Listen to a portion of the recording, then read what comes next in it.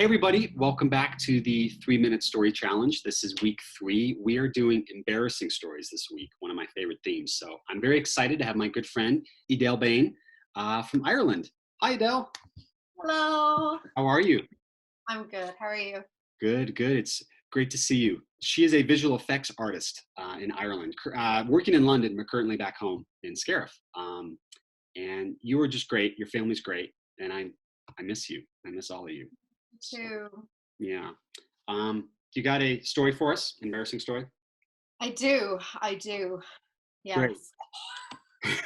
I'm going to set my timer and Okay. we're going to go. So your 3-minute story challenge starts Okay. now. So instead of doing like one big story, I've just decided to do a little anecdotes of my gullibility.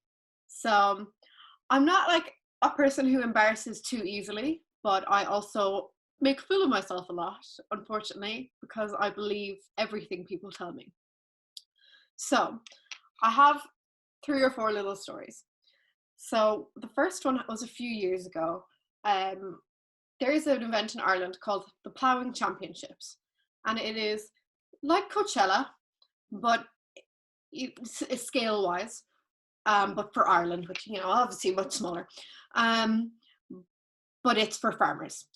So it's absolutely massive. There's about, hundreds and hundreds of acres are used for this event. One day I was walking into college with one of my friends and I saw that there was work going on in a field. And I said to her, I was like, what are they doing in there? This is like about the size of a football field. So I said, what are they doing? And she said, well, they're preparing it for the Ploughing Championships. And I was like, okay, just accepted it. A few days later, I was walking into college with another friend who also was like, oh, I wonder what's going on in the field. And I said, they're preparing it for the Ploughing Championships. For which she turned to me and she was like, are you an idiot? So that's when I realized I'd been fooled. So there's no way the Ploughing Championships could take place in a tiny little field. So then the next one is, while living in that same city, one of my friends was visiting and I asked him why he was visiting. And he said the reason he was there was because he was converting to a Mormon. And I was, from Catholic Ireland, that's kind of controversial, so I was kind of like, what? Like, oh my gosh. So I was very shocked. So now I was like, okay, cool, be a Mormon. But of course, naturally, I told some friends. And then anyway, then it went along and he started getting messages from loads of people asking him if he'd converted to a Mormon because they'd heard it through me. So I ended up making this big rumor just because I believed him after he tried to trick me. Another friend of mine also is very good at hacking things, and he hacked the geography on Snapchat. So he was able to put his location on the Snap map to Mexico and had convinced me for 2 days straight that he had moved to Mexico, even though he was in his house in Scariff in Ireland. So that was quite unfortunate. But anyway, I'm running out of time, so I'll end on a good one.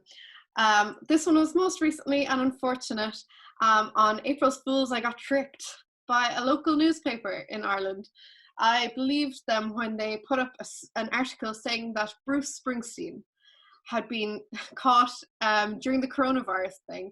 He was actually in Ireland and was stuck in Ireland because of this. He couldn't get back to America. So he was in the little village beside my village, which is a town called Fecal, very unfortunate name.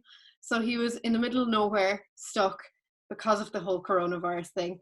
And I put it into my family group chat saying that Bruce Springsteen is in Clare, and they were like, you're an idiot. It's April Fool's Day. So that's my thing. So therefore, believe nobody. Trust no one. I miss your gullibility. I do. When we were in college, let's call it for what it is. I used to prank you a lot, right? A lot, yeah. Just for me, a way of showing how much I care. When we went over to your apartment once, you had the note on your door I knew we were going to bring this up.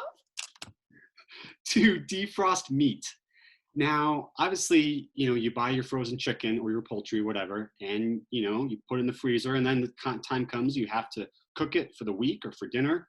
Well, if you forget to take it out and defrost it, you're out of luck. I didn't live near a shop either, so to get like a frozen pizza last minute was difficult. So, I'll defend myself until Yes, I die. that's fair. That's fair. I will give you that. But what I will never forget is 3 or 4 notes around the apartment just with the words defrost meat on the door, on the mirror, in the kitchen, on the fridge. And so I remember being in school once and I think passing you notes repeatedly that said defrost meat or bringing that up in conversation. Once at the end of a lecture, it was a screenwriting class. And I remember once she said, "Does anyone have any questions?" And you just turned to me and you were like, "Did you defrost your meat?" No one else understood. And it was just the funniest thing ever. And it was awkward for everyone else but us because it made us laugh. And I will say for the audience that then for my birthday 2 years ago, Jason actually bought me a frozen ham, wrapped it. So I was opening it and it was so cold. And he got me frozen meat for my birthday. I did. And from what I remember too, is you kept it in the school freezer or that we had in our little kitchen. It could still be there. It probably is. Yeah. Whoops. Whoops. Thank you, Edoda. Thank you for sharing that. And thank you for letting me tell another embarrassing story about you. You're a good sport. Thank It's you. time for our shameless plug. What do you got for us? So I guess if anyone has any animation needs or visual effects needs, I work at a great company called Absolute Post, and we also have an animation sister company called Blind Pig. So during this time, they're doing amazing work on ads that were normally, were planned to do some live action shoots, but obviously they're all cancelled. So if you have any animation needs during this time, Blind Pig, our Absolute Post. So. And I will say she is an incredibly talented animator and effects artist. So if you have some need, she's the person to go to. So thank you, Edel. That's our show. Give my best to your family. Tell everyone that I miss them. All of your cousins in Ireland, which is probably half of the population. Yeah. Yeah, of course, of course. Yes, and I miss you, and I hope that when this is all over, we can see each other soon. Yes, hopefully. I can't wait for a reunion. Yeah. Bye, Edel. We'll see you soon.